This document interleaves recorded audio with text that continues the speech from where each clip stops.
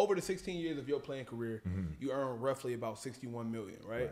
And we read up that, you know, after the NBA combination of taxes, agent fees, it kind of cuts your income to about $18 million. So talk about like what happens when you get all of that money, right? We're talking about money, and the taxes come in and the agents come in, and the next thing you know, you like, damn, where all that goes. The taxes is the big thing. The taxes, Yo, the taxes. That's the first part. You Yo. know what our tax bracket is? The taxes. Was it 51? Yeah, 51%. Damn. Yeah. 51%. Yeah. So just go ahead and think about that. So Y'all talking about game and all this women stuff. The taxes is what break you first. But they don't know that. The public perception is that y'all got all that money. I know that's why people mistreat That's you. what they're going to tell you sign everyone. 61 after your taxes, you getting about 29, 30 million. Your agent got to get a piece after No, that. that's Before the before that. agent. God damn. Yeah, that's before that. Before the You ain't agent. paid nobody. You This talking is about taxes, Uncle Sam. But look, we getting taxed in every city that Every we city play we in. play, right? That's what it's called. So we're getting taxed by, first of all, everything that's 51%. Yeah. Then every place we go to Then is state to taking the state, tax. we taking it, and yep. then also you got your agent that might be 2-4%. Then properties marketing you own. is 15% or 10%. Yeah. Yeah, we got to deal with Then you have all to of get this cut stuff. the lawyer in if he was, you know. Yes, Yeah. all And you that. got to remember the agent's getting a percentage off of what they made at the top, not after taxes, right? They're getting Yeah, the first exactly. Damn. They getting what not after taxes. Explain, Yep. so explain how that happens in a league to where you think like 100 mil. Oh, I'm about to go crazy. You bought a house already. Right. You bought a car already. Probably done made a bunch of promises to their loved ones. Yeah. You done told your uncle, hey, I got you. Right. And then when it finally get down to you, and then I think you get paid on the 1st and 15th on top of that. So like you still don't get the lump sum that's left after that. Right. Break Everybody that got down. their hand out. I mean, it's obviously broken down yearly first. Yep. You know what I'm saying? So break it down yearly, and then like you said, we get out of that year. I think the most I made was like 6 a year. Yep. So out of that 6, that's cut down to 3 already.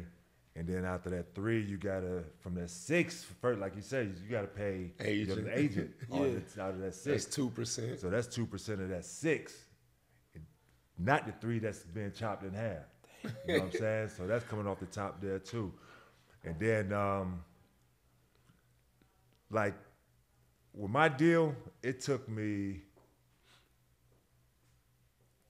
almost 3 years to become a millionaire. Damn. And I was making $3 million a year. Man. Because of all the Because of all the taxes, taxes, and yeah. everything that So comes. I didn't- So you was in the league, and it took you 3 years to actually accumulate $1 $1 million. million, yeah. God. So it's not like, unless you got a major deal, Right, you know what I'm yeah, saying? yeah. But like if you got something like that, like my rookie deal was 3 years, $9 million. And just to add like a little context to what we talking about, right? Like when you came in, it was, I ain't trying to be 95, but you got it. so just for an example, Kobe Bryant's highest paid year in the NBA was $25 million, right? That was 2016. That's Kobe. Wow. Brooke Lopez gets $25 million right now. Right now. And he's the 57th highest paid person in the entire NBA. So what y'all was getting paid in 95 is nothing like what they getting paid And today. it just keeps going even up. close. But still at the same time, they still running the same game. Yeah. Yep. The players still got to get taxed. They getting, think about it. Even if somebody's getting 200 M's, he's still getting 51% taxed on that. Out. Yep. So even with that being said, this is why I hate the fact that anytime somebody getting paid, especially they do it a lot with NBA and NFL, it's plastered everywhere. Everywhere, I don't yep. see it, no offense to no baseball players and hockey players and stuff. The only time they really did it was the 700 M's guy. And I But know they're that's not cutting plastering. They're not Yeah. plastering what they're making. They're not plastering all the things that's going on, and they're not telling the world the stuff that we have to go through to be able to get our checks. Right. What you mean by that? What you got? Well, we just told you some of that. yeah. The 51%. Then you got to get your agent a fee. Yeah. Then you got marketing fee. Then if you have another lawyer, that's a fee for the lawyer. You know what I'm saying? And then now what we have to deal with is people wanting to sue us for any and everything. So now with that being said, when somebody sue us, we have to usually, if somebody sues us, pay for their lawyers. Yep. Simply because we have the higher, Yep. we have the more money than them.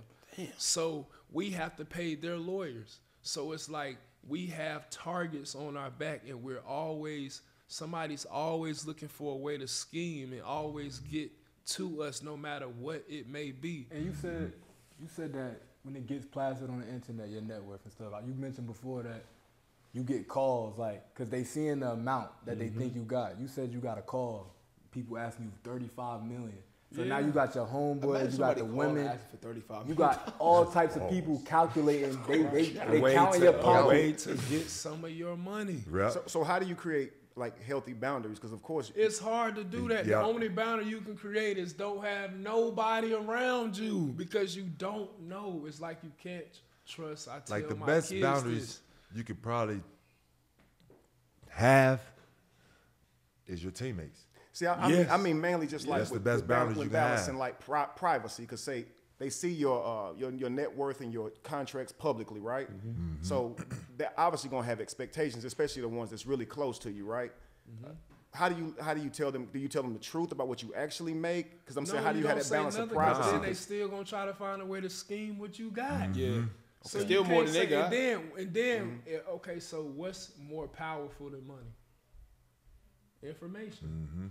So now if you're giving somebody information on what you have, They even more oh my powerful. God, now they Yeah. can use that against you at Yeah. any moment. I would think it'd be a little bit, I guess, a lighter letdown if they know you don't have all of what they think you have. No. You know, they No, take because you. it's still way more but it's than still they got. exactly. It's still more than they got. All they They're see not is even M's. looking at that. They're looking at the big picture. All they see is They're M's. in the big picture. Like You can people tell somebody have got told- 10,000, they people gonna have find told me figure out how they can multiple get a times. thousand out you. Yeah. They gonna get $100 out you. $200,000. You can give me $400,000. That's nothing to Yeah. you.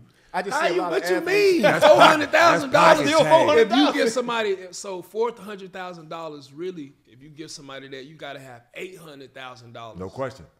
You see what I'm saying? So is there a way to maintain healthy relationship with your closest friends and family without having to get them something? Or like how would you say, is that possible? If they're not after money, if their goal is to really love you for you, then that's the only way. Other than that, you will have a tough time knowing, because it's like the love of money is the root of all evil. It's not money. Money is not the root of all evil. It's the love, absolutely. So when people love money so much, they will do Anything. anything to get it from you. They Anything. will lie, Yeah. kill, steal, cheat. They will do anything to get some money, and that's the problem, because people are hungry, shame now, on your especially name, in the anything. world we They'll live do in it. I right want to now. ask both of y'all, what's the craziest amount of money that got stolen?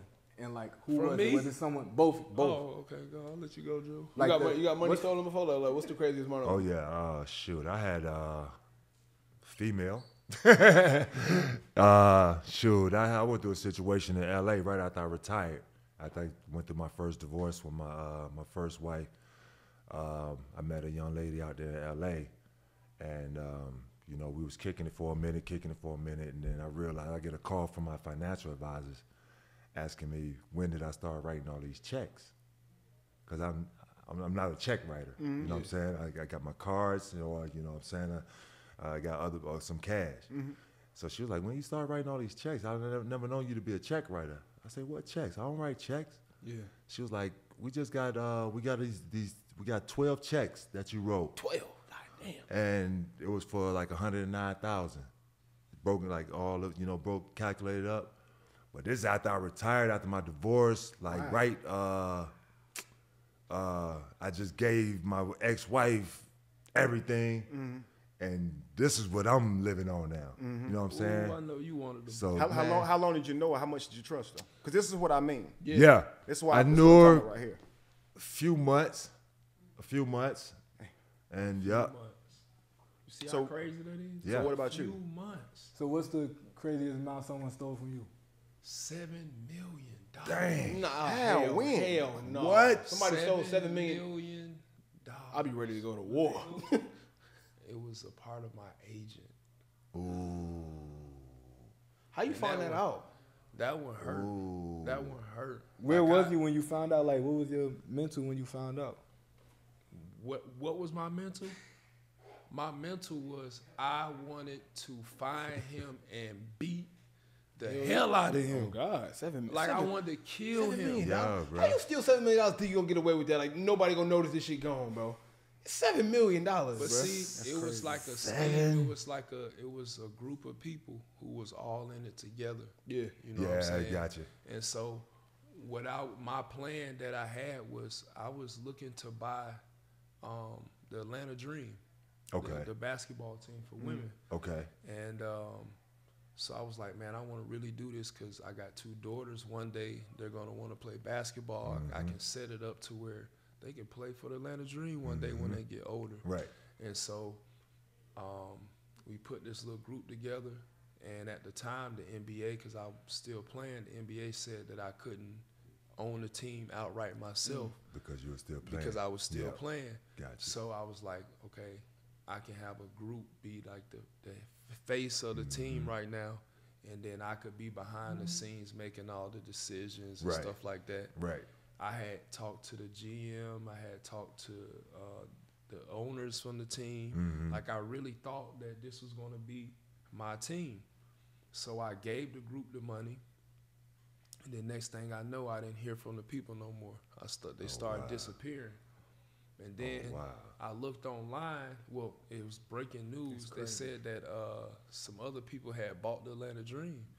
And I had even called my mom and told her before that, I said, Ma, I'm going to send you some whole bunch of Dream stuff. I'm the owner of the Dream. I'm happy than a mug. My mom, she had season tickets. I would make sure she went to all the games. All the games, yeah. And they took the money, and I hardly never heard from them. And the conversations got less and less and less from my agent. And then he kept saying, man, they won't call me back now, man. I can't get in contact with them. I'm like, man, you lying. Yeah. Right. Like, what y'all got going Right. on? And I really trusted this agent because he's my agent. So he has a duty to tell the truth and be honest with me. No question. But these agents, these lawyers, all these people be scheming, they be lying, and they got the same motive, and that's to take from you. So it's like you really can't trust nobody. Yeah. So that's why I be telling my kids all the time, the world don't care. They don't care about you. Right. So you got to have all your stuff in order yourself. Yeah. Yep. And I'm like, you got to really train these kids on how to move in this society. Because I don't want my son to have to, or my daughters, or anyone to have to deal with losing hella money, because that's what I work for. Like blood, sweat, and tears. Right, I'm up exactly. in the morning at 4 a.m. I'm going to the gym. I'm busting my ass running. I'm lifting all these heavy weights for 20 years. Yep. That's a long time long for somebody ass time, to take bro. your money like Word. that. Yeah. So it's like, man, just be careful with what you got, whether that be for a dude, whether that be your shit, your money, whatever it is. Speaking of that to taking yourself. money, it was said, and you can speak on this too, because I don't know if you ever spoke on it or not, but you was on one of the craziest, bizarre contracts of all time. Oh, I was about to talk about right after you finished. So the media, right? They said you turned down an $80 million contract offer to take a 1-year, $1.75 million deal in Minnesota, which is way below market value. Talk about that experience with Minnesota and like what really happened during that time. The thing is, I was with, before I went to Minnesota, I was playing in Philadelphia. I obviously got drafted by the Warriors. I got traded 2.5 years to Philadelphia, finished out the season in Philadelphia, and became a free agent.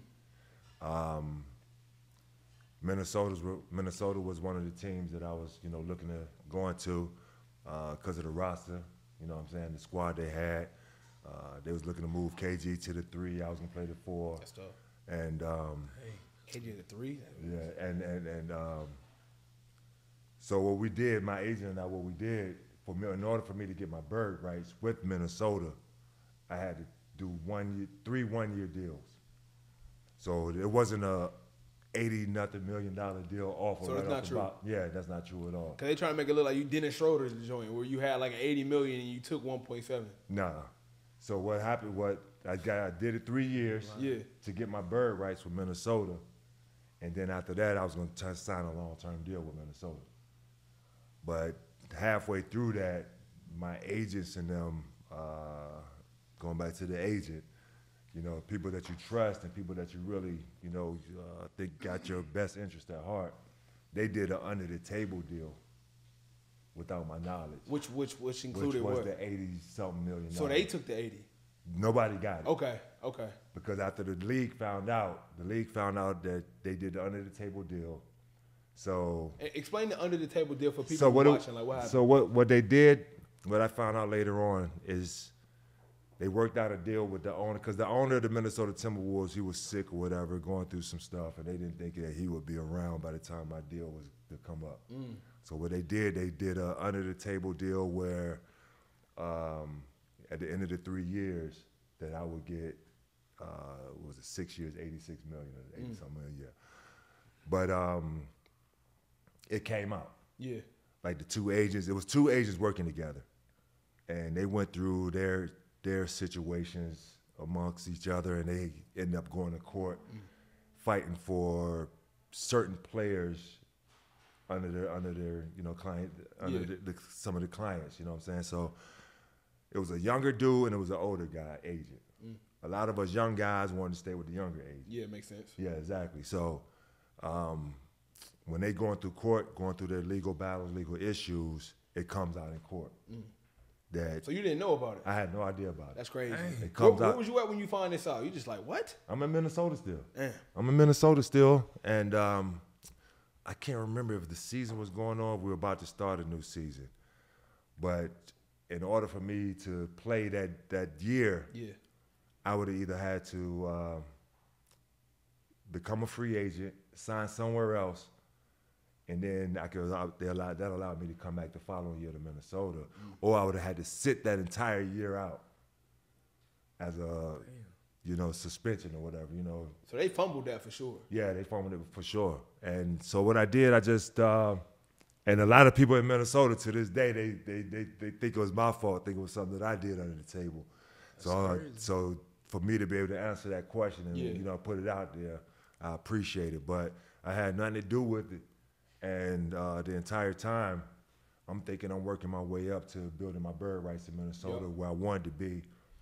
And David Stern sent me to Detroit after everything went out. Yeah, that's a punishment for sure. That was hey, shout out to all my people in Detroit, man. I got family out there, man. Going to Detroit is a punishment, man. I ain't gonna lie. I lost out on a good deal. Sheesh. Dang.